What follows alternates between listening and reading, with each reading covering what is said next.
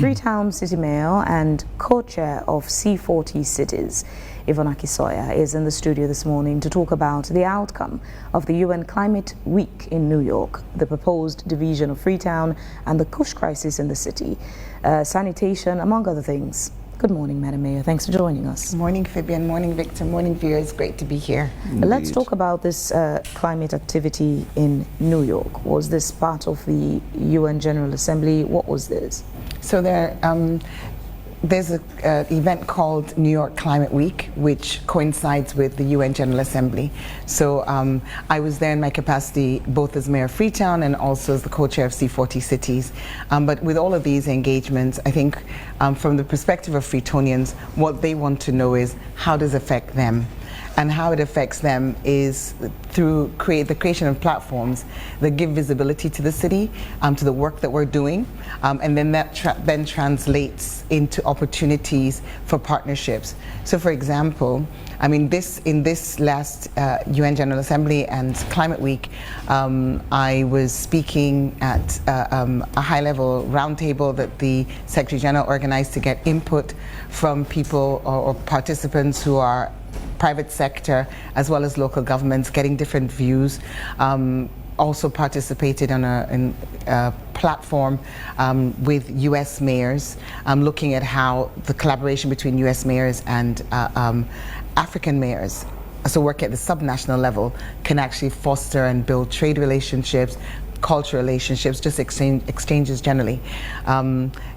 I think my week's kicked off with my favorite meeting of that session every year, which is a high-level breakfast with the Women's Leadership Network, which is chaired by former President Madame Sirleaf and former President of Ireland, Mary Robinson. So there are many. So, you know, speaking about 8 or 9 times over the course of 3 days, different functions. But like I said, for Freetonians, what matters, not that you go, but what comes back. Yeah, so what did you bring home? what can you say is, you know, sort of return on your travel? Yeah. What benefits comes to the city? Yes, so and with these things, inevitably there's a bit of a lead time, you know, so you'll have conversations and then you'll have follow-up conversations, and then that will materialize into something. So what I'd like to just maybe give as examples are things that are happening now, which are results of the previous engagements. So for example, next week we're going to be receiving the MMC, Mayor's Migration Council, the Mayor's Migration Council leadership team, who will be here in Freetown as we move forward with an investment or intervention that they're supporting us with. And that's an example of, so they've supported us previously. They supported us previously back in, I think it was 2020, at the time when the sanitation model was the tricycles. So they supported with 60 tricycles, investment not only in the tricycles but in the training.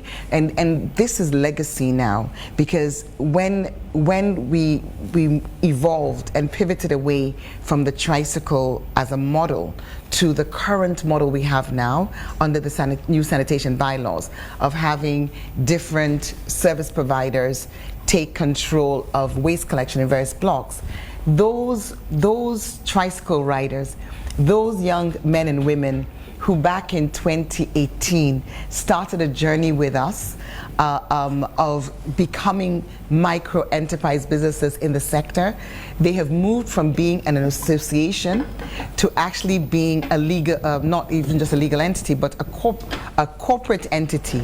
So today, those group of tricycle riders have now formed a company which has enabled them to bid.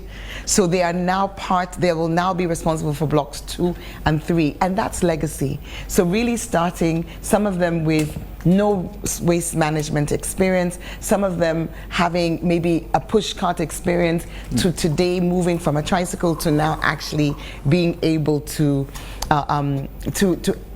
operate alongside established firms. I think that's really legacy and something we're really proud of, and it's something the MMC will see when they come. But they're also investing more as they come on this visit next week. Another visit we're having in November, just a few weeks from now, also came from one of these UN General Assembly meetings in New York Climate Week.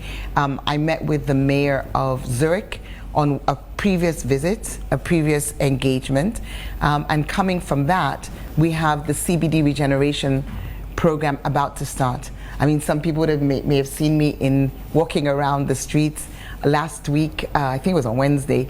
We moved along from the council up House Street, across Shaka-Stevens Street, and down Charlotte Street, engaging traders as a follow-up to a previous engagement, because we have been able to receive funding from this engagement in New York a few iterations ago.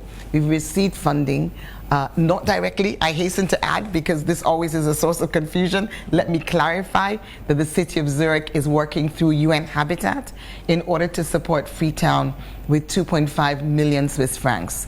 And that is going What's the purpose of that money? That's what I was just saying. So that's what we're just talking to the traders about. We've had many sessions with them, but since the work is going to start on the 1st of November, we needed to just go and, you know, kind of confirm to people, look, you're going to have to move.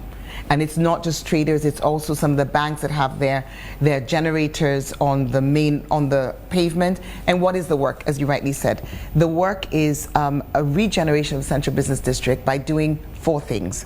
One, in collaboration with SLRA, because as you know, Freetown City Council, and in fact none of the local councils, have the mandate for road construction, pavement construction. You know, the road infrastructure is under the mandate of SLRA. So in as much as we want to, you know, make improvements to our city, we must do it in collaboration with the institution that has the mandate. So in collaboration with SLRA, we will be widening pavements, repairing pavements, repairing street furniture. So that means moving street traders from those places in order for there to be improved walkability in the city, and really just a facelift. The second element of that intervention will be the installation of solar street lights. If you move around the CBD at night, it's dark. You know, again, this is not the mandate of council. This is street lighting typically in Sierra Leone is under EDSA, who you were talking about just a little while ago. But again, this is our city, our residents have needs, and our role is not only to act within our mandate, but to collaborate with those whose mandate impact the lives of residents. So second is solar street lights. The third, which is really, really critical, is creating controlled parking zones. So as you know, currently, parking in Freetown is a nightmare. We as council provide parking spaces, but it's the manner in which it's done is less than optimal. And we have other players acting independently. You know, we have our dear friends with persons with disability who control some streets. You have others who kind of provide the pay-as-you-go model. So with this funding, we're going to be within the space, and let me just tell residents where we're talking about. We're talking about Wilberforce Street to Walpole Street, so just by Cotton Tree and Wilberforce Street, and then Shaka-Stevens Street down to Wallace Johnson Street. So that rectangle is where the interventions will be focused. So that control parking, you'll be able to pay as you go in the manner in which it's done in other countries. That sounds like well, SLRSA is our collaborator on that one. No, that's not what I was going to say. It sounds like though it's a solution in itself, but the number of people who perhaps would benefit from that would be minimal. The city itself is really big, and the CBD is very packed, especially on weekdays. You have structures that house maybe like 3, 4, 5 floors. Yeah. And on the streets, you can find just maybe 3, 4 slots allocated to each building. That is insufficient for not only the workers in that building, talk less of the customers who come to do business. So do you see, Fabian, why I constantly explain that land use planning and building permits are functions that should be with the city council. Because when a building permit is given in any other country, in any other country, in any other city, when the building permit is given, it is given with an expectation. There are calculations done of how many car parking spaces this building is going to require. And then the developers of the building are obligated to identify where those car parking spaces will be. If it means them reducing some of their footprint in order to build car parks, you see maybe the ground floor will be parking. People will go underground for parking. But what happens, unfortunately, in our situation is that the permit is given for the building with no consideration, no obligation whatsoever placed on the developer to create parking, and then we have the scenario you've just described. So indeed, there is a challenge, but the challenge can't be one that means we stay with the status quo.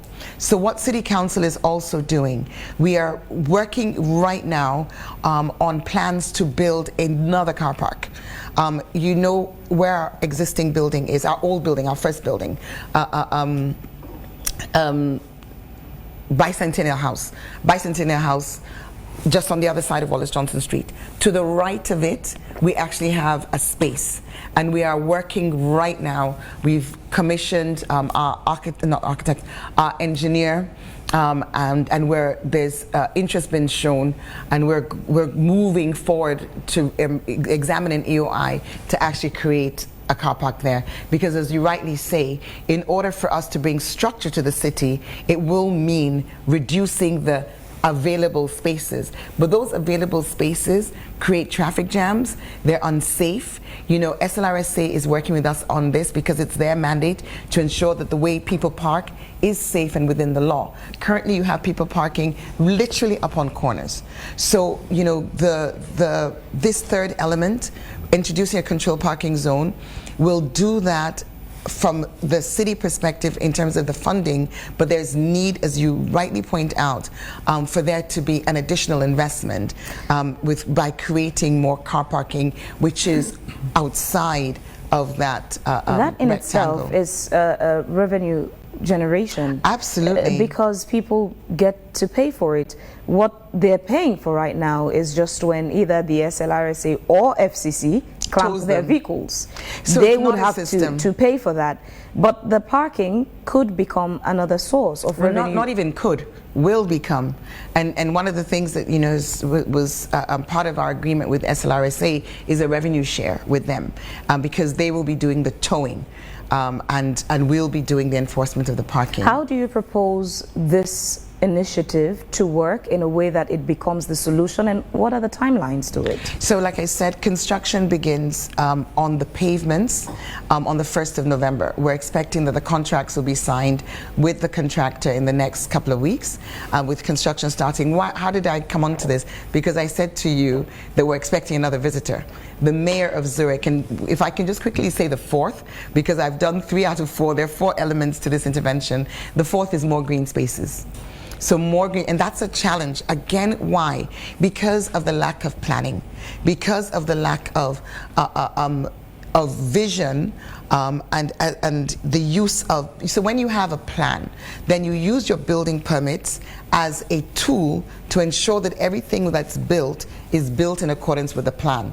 When there's no plan, when the building permits are just issued without reference to any vision of where the city wants to be, what it's going to look like, then you get what we have, which is effectively no green spaces, no recreational, sort of spaces anymore. But we're going to try and do some retrofitting, and that means collaborating with existing residents on how we can, you can do greening which is vertical.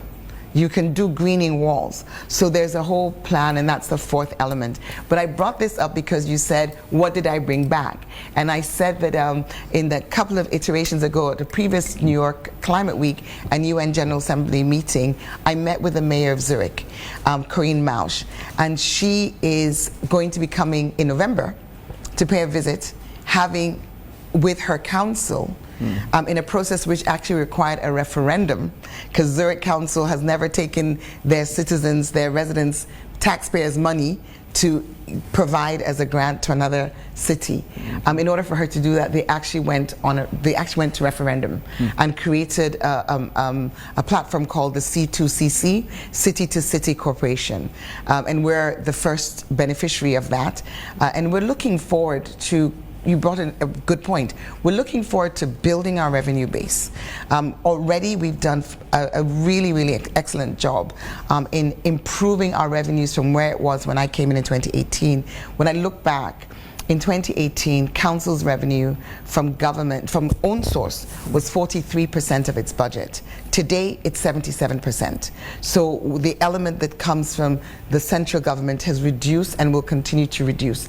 And that is in contrast to what I saw the financial secretary write in a letter addressed to all councils on the 15th of September, if my memory serves me right, in which he pointed out that on average, local councils are relying on government for 80 to 90% of their budgets. And we in Freetown are at 23%, and that's going down. So it means that when it comes to revenue, we're making huge strides, but of course, we also have a population that has more demands on that revenue, and we have very high operating costs, because the Freetown City Council building is probably one of the most expensive buildings to run in this country, and we don't want it to fall. We don't want, everybody says there's no maintenance culture. We don't want to be victims of that. We want to make sure we keep that building, and to keep that building, it means you have to continue to invest in that building. Well, Mayor, let's now talk about Freetown, the tree town. It's been a while. How are these seedlings fared? Have you been checking? What's the impact generally? I mean, it's a pity. I don't know. Did you see the video I shared around? No. So I sent a video. We did a monitoring visit. Okay. With the members of the Parliamentary Oversight Committee for Local Government. We also had with us the Director of Surveys in the Ministry of Land. That was last Thursday, the 2nd of October, and it was fantastic. Okay. We've been planting since 2020. So the trees planted in 2020 are obviously far more matured. And I actually had the opportunity. We've got one of our sites right next to AYV. So as you come down from your office and you turn left, there's a Guma reservoir, right? Reservoir. So we planted 5,000 trees in that reservoir, in that space. And the Guma will confirm it to you. It's the temperature even in that space has dropped. It is literally so cool. We were there with the oversight committee, as I said, and I was able to stand next to a tree that I planted, which is now, I don't know. I mean, how tall am I? What am I? 5'2", I think I am. And the tree is a good 3-4 feet taller than me. And the great thing about this is we track digitally. So you're able to look on the computer and see the tree when it was planted. You can see what's around it. So and obviously the GPS code is also there to confirm it, the GPS coordinate. But just for ease of reference, you can see the surrounding at the time it was planted and now. So we went to this AYV site, not AYV, Guma site, near AYV, but we also went to Ojukwu, where we've planted 100,000 mangroves. Now that visit was great because it showed the growth of trees. It showed the growth of the personnel that we engage with the trees. So Zakiatu is the community-based organization lead for this site right next to your building. Idris is the community-based organization leader at Ojukwu. And their professionalism, their skills development, their knowledge, their growth, because they now manage teams themselves, is as important to me as the actual growth of the trees. But of course, a visit like that also gave stakeholders the opportunity to witness the challenges, to see in Ojukwu where the mangrove that I personally had planted has now been covered by people who are doing banking. We saw the young people, we saw the people, the mix of ages, literally maybe I would say 100 meters from where we were, banking. you know, still doing this activity. But I think what was really special about this visit was it was a combined assignment. On the one hand, we're monitoring, showing that this is a real investment, showing that these are real trees, showing that the survival rate, although it's currently lower now than it was in 2022 because of the challenges that we're all witnessing. But the survival rate currently was at 61% for the PSSNYE trees. No, for the second batch of the Russell P trees. Sorry, the trees are planted from different fundings. So when I say Russell P, it's the ones planted in 2020, ones planted in 2022, and then PSSNYE were planted in 2023. But the reason I said it was a dual purpose visit, the Ministry of Lands Director of Surveys who was with us was not there to monitor the trees as such. He was there because we are going into the carbon market, and we're going through an accreditation process. And one of the things we need is for government, particularly the Ministry of Lands, to confirm that the areas where we'll be planting, that there will be no encroachment there, that nobody will be getting a lease for there, that those will be preserved in a concession lease agreement with council to ensure that the mangroves that we plant there, we can rely on that land being under control of Freetown, the tree town, even as we go into the credit market, the carbon credit market. Because you don't want to go and say, okay, I have this carbon, please let's go into an exchange, so you offset your carbon by using these, and then 5 months later or 2 years later, it's like, oops, sorry, government has given this land to somebody else, and all of that investment that you've made is no longer, you know, sort of viable. So that's why the Ministry of Lands was with us, and it was really reassuring for him to confirm that the 3 sites that we focused on, we will receive the concession agreements, lease agreements, that which will enable us to continue our process of carbon market accreditation. So the trees are very real. They're not ghosts. They're very real. And the investment is making a real impact in the lives of Freetonians. There are over 200 young people engaged just in that Ojuku area as planters, as growers, as monitors. And very importantly as well, we're talking about preserving our ecosystem, supporting biodiversity, reducing flooding, reducing landslides. These are things that are necessary for the resilience of Freetown. We see the destruction that goes along the old road all the time, not just all over the whole city. When it rains, we live in a mountainous environment. If there are no trees, all of that washes down. It comes down as soil, silt, blocks drainages, destroys the road. You know, you see that red dirt on the tar, packed, doesn't get moved. You know, this is us literally as a city having our investments in road infrastructure washed away because of deforestation. People are building everywhere. People are building everywhere because there's no building permits. No regulation.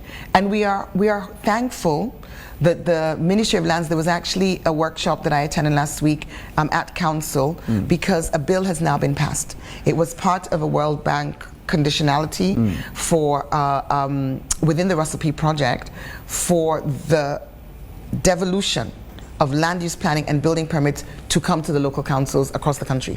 So that bill has Is it the council's responsibility now to issue? Yes, but it hasn't happened yet. Okay. There's a process. So it's gone through Parliament. Okay. It's awaiting the signature of the president. Once the president is signed, then there must be regulations. What are the regulations? It will be the detailed explanation of how exactly this will work. And that's an interesting point, because in Sierra Leone, when we talk about devolution, there is no devolved function currently, with the exception of this one, which is yet to happen, where there are regulations. So when we say, for example, under the devolution, primary schools and junior secondary schools are devolved to council, there is no document that explains how. It literally is one line in Schedule 3 of the Local Government Act that just says primary and junior secondary schools. So what does that mean? How is that implemented? In reality, the council does invigilation of exams alongside the Ministry of Basic and Secondary School. The council, I would say, observes the distribution of teaching and learning materials. The money that is transferred to council in respect of education, if you divide it by the number, what's been given this year, if you divide it by the number of schools that are in those categories, primary and junior secondary school, that's 877 schools, it comes to about 874 Leones each school. So that means there's a real gap in the whole structure of education, because the government is paying the teachers. The government is responsible for sending the school subsidies. We know there have been challenges with that. The government is providing the teaching and learning materials. We know there have been challenges with that, but there's a teaching and learning material distribution about to happen for for primary schools. But the question you have to ask yourself is, who is responsible for the school infrastructure? Who is responsible for when a roof blows off? Who's responsible for when toilets aren't in good working condition? Who's responsible for the playgrounds? You know, who? There is no regulation that spells that out, but there's an implicit assumption that it's councils.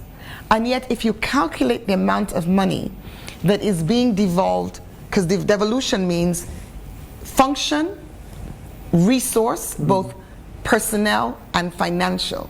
If you calculate the amount of money that has been given to the council, this council, Freetown City Council, in respect of education for 2025, like I said, it amounts to 874 Leones per school.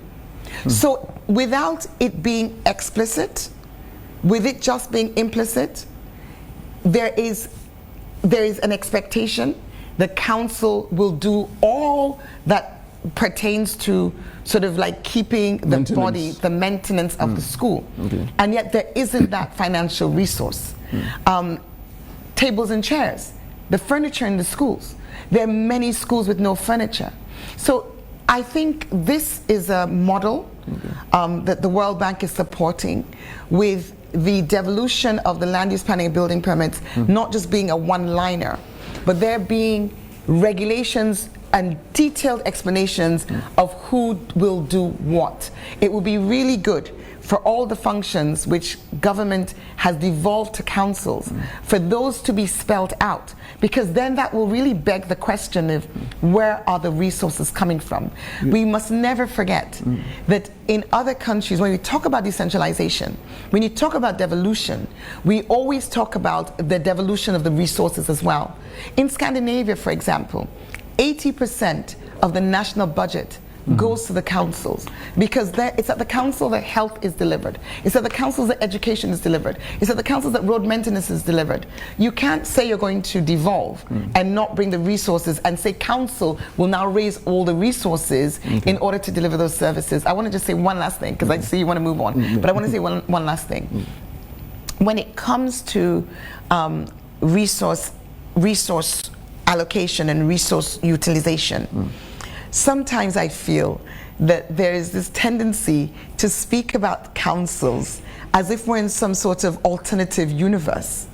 I mean, we have national government, and that's why I made the comparison with, I could even make it for African countries, where they also in some countries have specific percentages in their constitution of what national resource will go to local government to implement on behalf of national government. But here we have a situation where our national government, of course, and rightly so, collects NRA, corporation tax, PAYE, GST, you know, the road maintenance fund collects, the ports collect. All of these national resources are collected by the national government.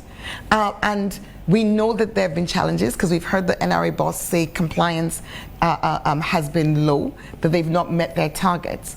But we know that the bulk of the revenue for the country, from all of us, businesses, citizens, residents, institutions, you know, importers, exporters, we know that this comes to the central government.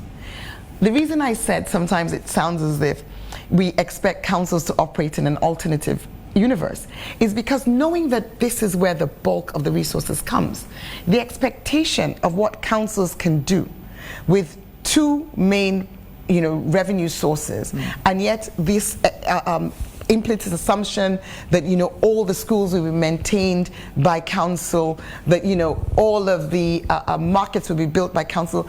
When you talk about devolution, decentralization, you also talk about revenue allocation to the councils. Our council accounts are produced and audited on an annual basis. There's nothing hidden about where funds go. The running costs of a council have to be covered by the council.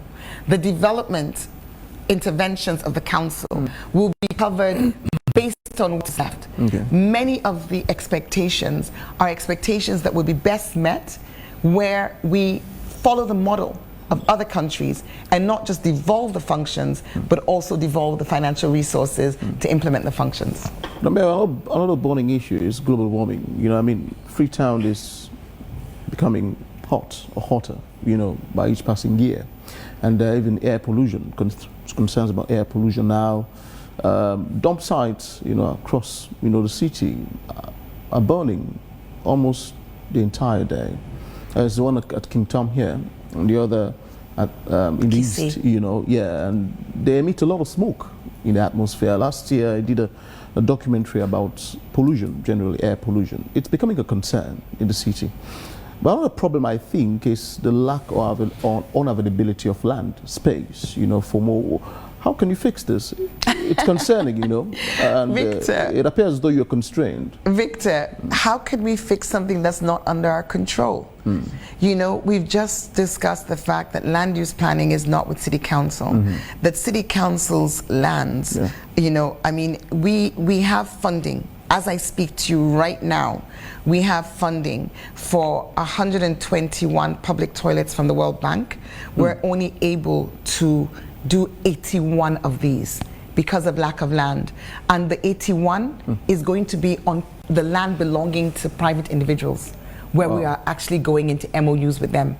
With the 25 water kiosks we just did, which have just been done in the last, or I say over the last 6 months, those have all been done on private land with MOUs. We have funding, that was World Bank. We have funding from the Swiss Development Corporation for 15 additional public toilets. We've only been able to find land for 6. So again, we mustn't act as if Freetown, the City Council, is operating in a different stratosphere. Is it that government's land has been uncoached? In the same land. No, if you don't do land use planning, that means you will issue land without thinking of what you're going to need land for in the future. You're going to issue the land, you're going to give people building permits to build and occupy all the space in a community, and then after the houses are built, then people will be saying, oh, but we need a public toilet, oh, but we need a road, oh, but we need water. But there's nowhere to put it. Because there's nowhere to put it, not parking space, like literally nowhere to even put a road. Because the land has been built, has been issued for construction without it being part of a plan. How do we solve this? Well, I actually had a video here that I thought was going to be shown. Is it possible? We would get it. Yeah. Because it ties in to what you've just asked. Because you will see there vividly exactly what I'm talking about. Because that has challenges, not just for public toilets, but even for sanitation service delivery. How can you access communities if there are no roads? It's the same for the cemeteries now, even. How can you, and you talked about the dump site. Yeah. You'll recall me saying that in 2020 the World Bank approved $20 million US, 20 million US dollars for the construction of a sanitary landfill, not a dump site, a sanitary landfill, something that's actually engineered and built for receiving waste in a manner which is as the name implies, sanitary. But that didn't come to fruition. It didn't, because the land was in Hastings, and sadly, after 4 years of back and forth, government was unable to provide the documents for the land that would show that it was unencumbered. So because of the inability of government to provide that land, the World Bank withdrew the money in October 2024, which means we are left with Kissi and King Tom. So having been gearing up for those to be shut down under that project, we've now had in this last year to say, okay, that's gone. What do we do now? We've signed an MOU for the King Tom dump site for it to be used as a recycling plant, and we're hopeful that that will start by very end of this year, if not early next year. And then when it comes to the Kissi dump site, we are working on a proposal. We've got two entities who we're kind of engaged in that we hope to be able to move forward with that sooner rather than later. All right, Mayor. So government is proposing the division of Freetown into multiple cities. And you're saying that's not the solution. What then is the solution? Well, Fabian and Victor, you've just seen a major challenge in the city. Earlier on, you talked about the parking, and we saw how the failure to plan, to actually bring into consideration the implications of every action. Any building that goes up has multiple implications. There's sanitation. How is their waste going to be collected? Not just solid waste, but liquid waste. If the toilet is being flushed, how does that get dislodged? Where is parking? What is the impact of that building on existing buildings? You just talked about someone having their front door and then a building being constructed with the toilet facing the front door. So there are challenges which affect service delivery. There are challenges which affect road use, which affect congestion, which affect sanitation. And when you talk about services in Freetown, sanitation is the key service that council is responsible for. And you see there in that video that the lack of planning has meant that 45 to 50% of properties in our city are inaccessible by road. So if you can't reach it even with a tricycle, how do you take the garbage out? Dividing the city into 3 does not address that. Before the program started, you were talking about EDSA. You were talking about the challenges that EDSA is giving, but we can talk about another challenge, the inavailability of energy, which in itself is a huge detrimental or deterrent to economic growth. That's a major service that anybody expects in a city. They expect to have electricity. That electricity is not produced by council. We talked about water. I just gave the example. I said we've just done 25 water points. But if you look at the Local Government Act, water is not a service that is devolved to the councils. GUMA is the responsible agency providing water. But just as we do with so many other functions, we come in to collaborate. But the fact that we come in to collaborate does not mean it's our mandate. The lack of water is a major concern when it comes to service delivery, but it's not a council concern. So if you say you want to divide the city into 3 and have 3 local councils with 3 mayors and 3 administrations, what I can guarantee you will have is 3 times the cost. You will not only have 3 times the cost in terms of the operating costs, because you will need 3 offices, you will need 3 administrative functions, you will need all that comes with it, benefits and staff, etc. But for you, the residents, especially for businesses, there will be more hidden cost. Why do I say that? Because if you have a branch of your business on Wilkinson Road, and you have one in Shaker-Stevens Street, and you have one on Baibura Road, all of a sudden, you're now dealing with 3 councils. So the time that you would take to engage, to access council services, to deal with your property rates, etc., will be tripled. that's a cost to your business. The rate that will be used, the standards that will be utilized across those, that's a cost to your business. From the perspective of council, we spoke earlier on about the great strides we've made through the digitization of our property rates to get us to a point where our revenue is at 77% own source, 77% of our budget. If at that point, that was a system that cost over $1 million to build, that system is now being rolled out, Kenema, Bekeni and Bo, but not through government resources, through World Bank resources. So if you if you render obsolete a system and capacity and institutional mechanisms that have been built over the last 5 years by dividing the city, then not only are the residents paying more, the council's paying more, the business is paying more, but we've also established that the services we've talked about are principally services that government gives. So the problems we have in Freetown, so it will not be solved. The problems we have, Mayor, in Freetown currently are a repercussion of what the Ministry of Lands, which was Lands and Country Planning, failed to do in the aspect of country planning.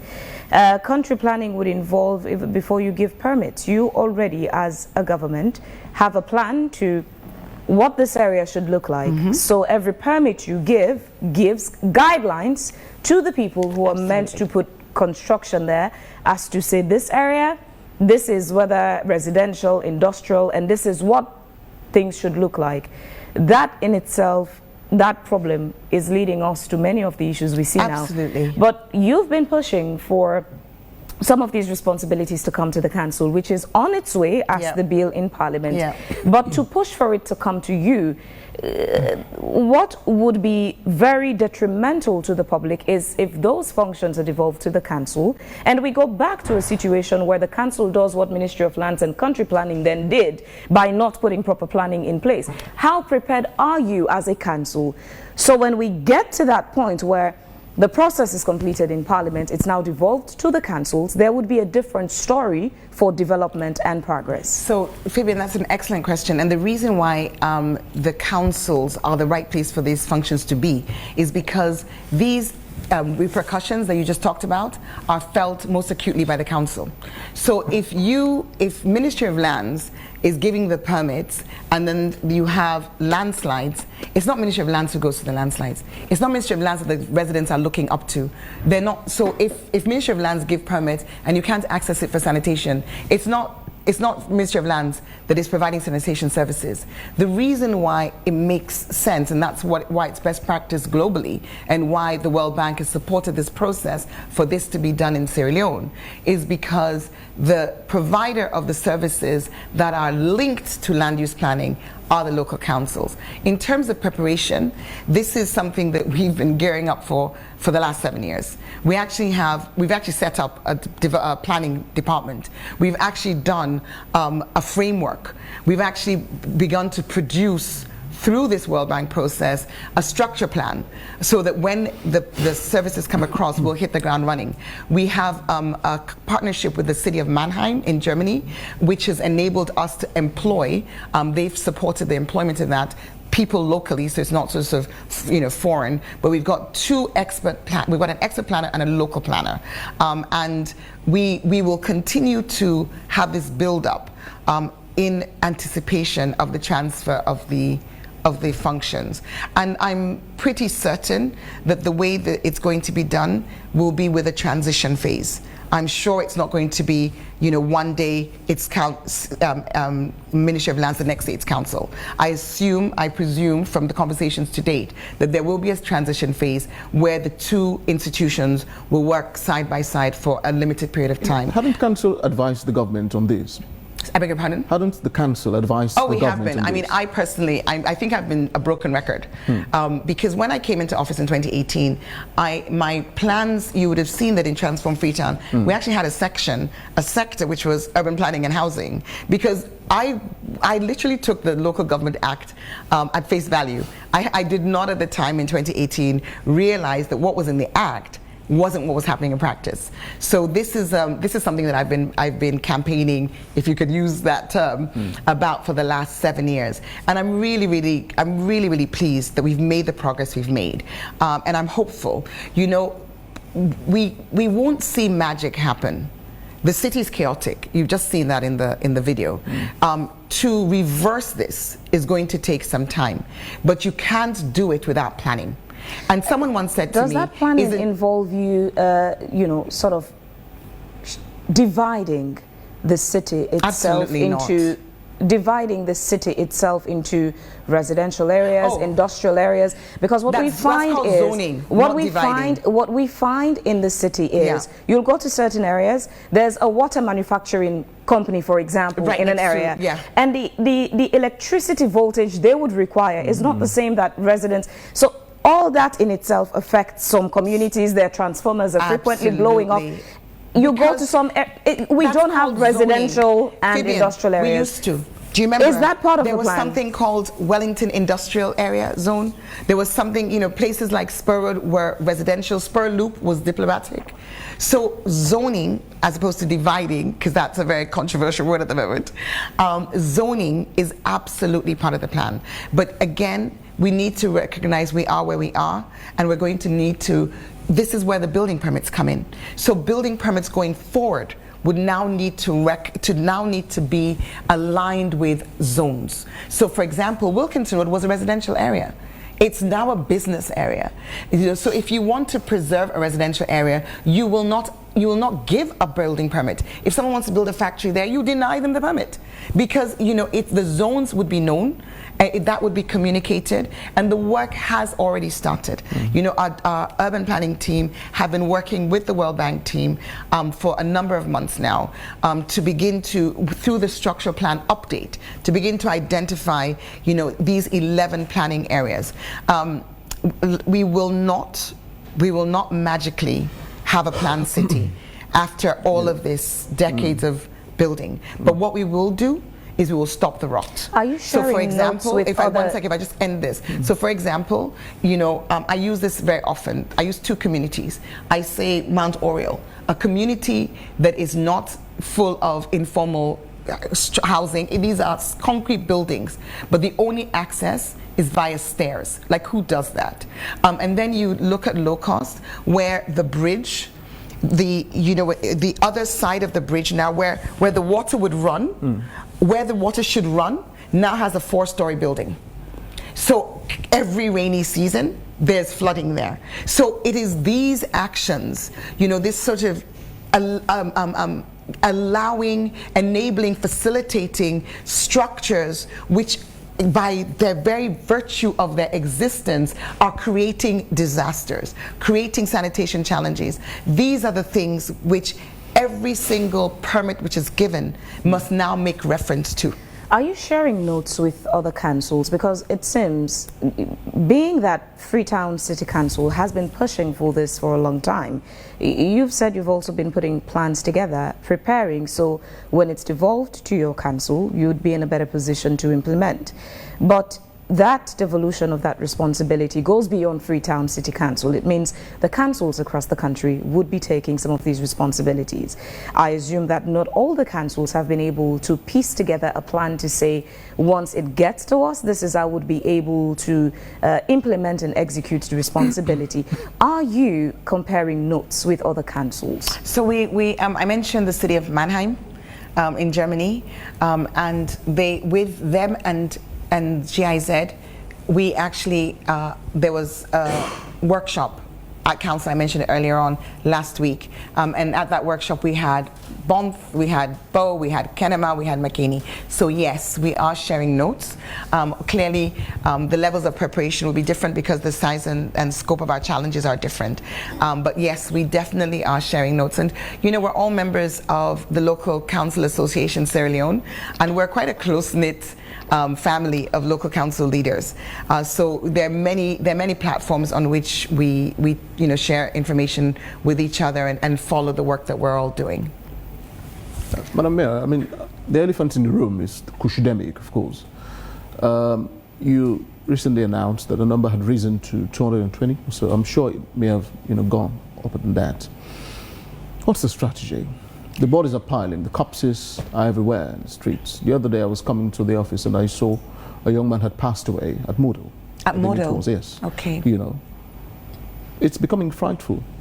It really More is. so each passing day. It really is. What do we do? It really you were is. saying that you don't have the resources to do this. No, but Victor, it's just like with the conversation we've just had about dividing the city. The problem is not that we need a smaller city. You know, Freetown's already one of the smallest capital cities on the continent. Yeah. You know, the minimum size of a C40 city, population size is 3 million people. You know, all my colleagues, Nairobi, Accra, you know, Addis Ababa, New York, Tokyo. The only reason we got into C40s is because we came in under a category called innovator, the same category as Copenhagen and Stockholm, because of the type of work we've been doing and the innovation that we've been demonstrating in the climate space. But we're not a big city, and you know, increasing your coordination challenges flies in the face of all empirical evidence. So I submitted the plans of government to the African Center for Cities. They're world expert on African cities, as their name implies. They are in the University of Cape Town, and they did, they did a very detailed commentary, and the conclusion was this would be a very bad idea, to put it briefly. And they went bullet by bullet alongside the statements in the presentation from government to show that no, it looks as if you're not getting your facts right. You know, this is what the data shows. This is what has happened in other countries. You know, we're moving more towards metropolitan groupings, i.e. you're making cities bigger, not dividing, because you lose economies of scale, you increase cost, you create, you know, socioeconomic divisions and exaggerate them, because, for example, the east end of Freetown would be greatly disadvantaged. But coming on to the Kush crisis very briefly, with Kush, as you said, as you probably know now, I wrote to the Minister of Internal Affairs it must have been about 3 or 4 weeks ago, to just bring to his attention, again, it's not that we haven't spoken about it, bring to his attention, at the time it was 174 bodies we'd collected, and my concern was as follows. I said very clearly, we are spending money, you know, according to the finance officer, because I called him last night on this point, he said we've spent about 108 million so far this year. But the money is not what I think our focus should be on. Our focus should be on the fact that these are young Sierra Leoneans who are dying. And so I asked that, you know, we engage, that, you know, that government show us or confirm to us how we're tackling this, because we can't just keep burying the bodies. You know, there has to be a more urgent response. He did write back to me, you know, as I would have expected it from such a gentleman. He did write back to me to say that he took note and he would be engaging other stakeholders and would revert. On Friday, I received a letter, to my surprise, from the Ministry of Local Government, saying that I'm raising an alarm, that I should substantiate, you know, the deaths, that I should provide post-mortem reports, and asking on what basis we were collecting the bodies, on what authority. I will be responding, because of course we have detailed records.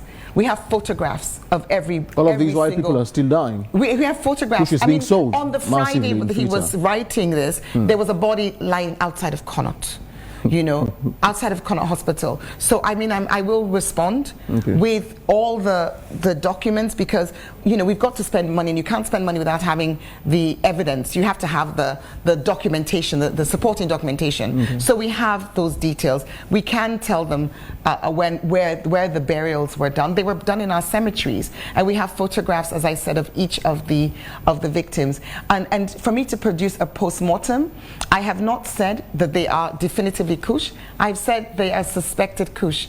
But I think the reason I was raising, even in my letter, I said these corpses are being buried without postmortems. And that is very disconcerting. We've had meetings with the police.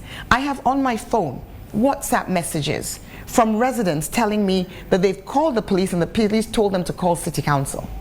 So, you know, if the minister would rather we did not collect the bodies, then, you know, that's also an option. We could, you know, leave them.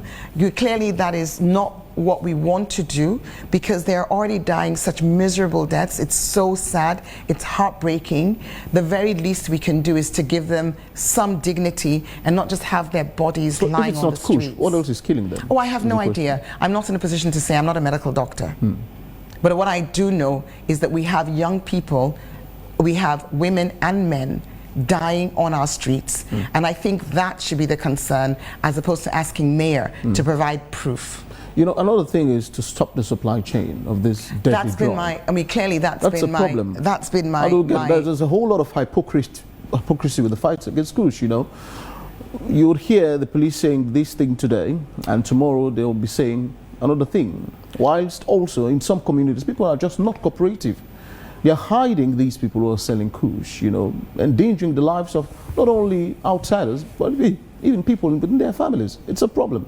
Oh, definitely. Hypocrisy is very high. Definitely. And it's something we need to Definitely. you know, to simmer down a bit for this to work. Oh, I mean, if you go to Liberia, you'd see the National Drug Law Enforcement Agency posting each day the faces, names of people, their addresses, you know.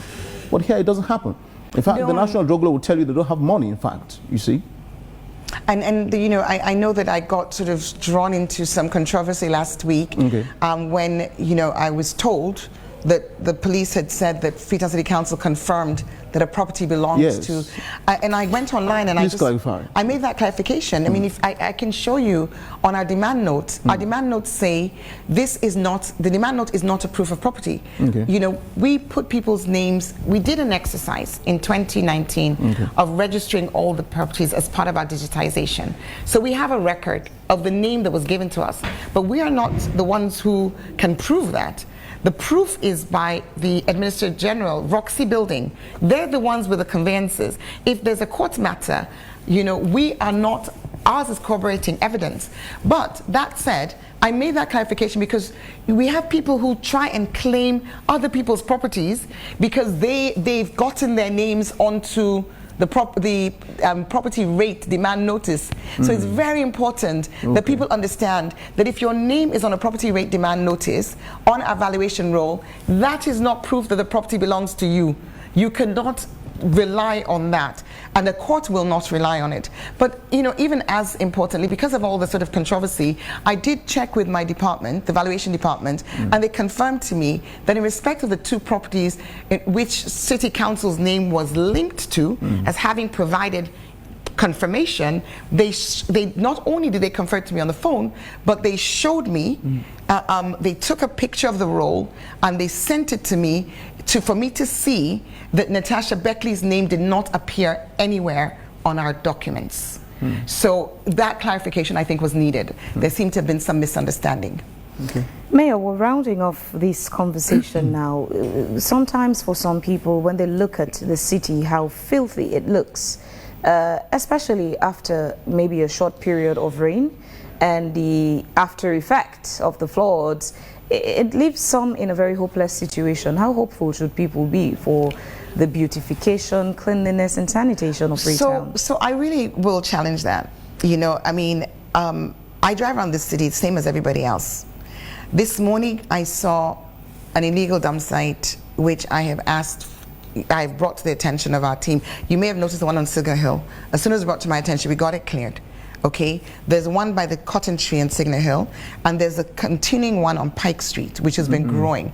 Interestingly, that same Pike Street was where we tried to build a transfer station, which would have been a waste collection site that was stopped, broken down by the erstwhile Minister of Lands, Dennis Sandy, at the time. So ironic that the place that we're seeking to actually make into a waste collection site, a transfer station, is now an illegal dump site. And claiming these illegal dump sites are really costly, but you know, that will be done. Fabian, the reason I challenge you is because I also drive in this city. We see the city being swept on a daily basis. When there's a heavy rainfall, you heard the gentleman on the video, but this morning I also listened to Sarah Kelly, and Sarah Kelly did a little speak to camera, I don't know, blog or whatever, over the weekend, talking about an experience she had when she used to throw garbage over the bridge when it rained. This business of putting garbage out in the rain is not city council failing. It is our residents, all of us, having really poor, bad sanitation habits. Yes, there are places where the flood mitigation activities are constantly required, but they're required because of what our residents do. Our residents putting garbage in the gutters, in the waterways, is why when it rains, you will see that float to the top. But what are we doing? Dirty Must Go campaign, the implementation of our sanitation bylaws, means that every household is now required by law to ensure that you are registered with a service provider. That registration will be enforced. We have hired 700 enforcement agencies around communities. You will see them beginning to work from next week. We won't be arresting, we'll be sensitizing initially for about a month. Then after that, we'll be imposing the law. And so, yes, let's be hopeful, but let that hope reflect our actions. Don't throw garbage in the gutter and out of your car and then be hopeful that sanitation in the city will improve. Sanitation in the city improving is dependent on us all. Council has worked hard and continues to work hard. There is no place, no sanitation system that's perfect, but success requires everyone's collaboration. And I know Freetonians aren't going to let me down. Mayor, NACIT just completed Sarah Grounds, and they said they work in partnership with they have some sort of partnership, whatever arrangement with the City Council. I'd asked the representative here if it was going to be mandatory for traders to move into Sarah Grounds. He said they obviously don't have that mandate to do that. If it's going to be made compulsory, it would probably have to come from the council. What's the council's position on the Sarah Grounds market? So council has not been involved. We've been pushed out completely. I will say this on record. I've said to the deputy director that there's no pretending on this. We own that land.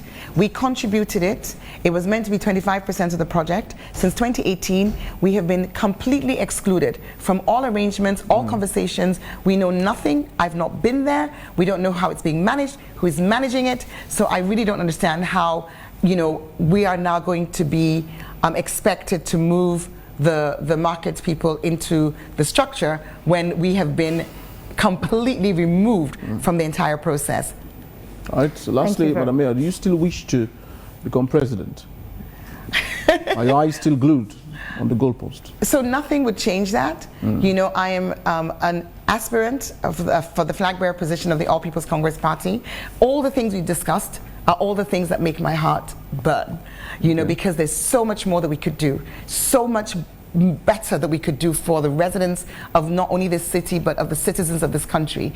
And I believe that I'm in a position to make that difference. So absolutely, I am contesting and will continue to contest until I win the position of flag bearer for the All People's Congress Party. Thank you very much, Madam Mayor, for being a part of the program this morning. She is Aki-Sawyerr, the Mayor of Freetown City.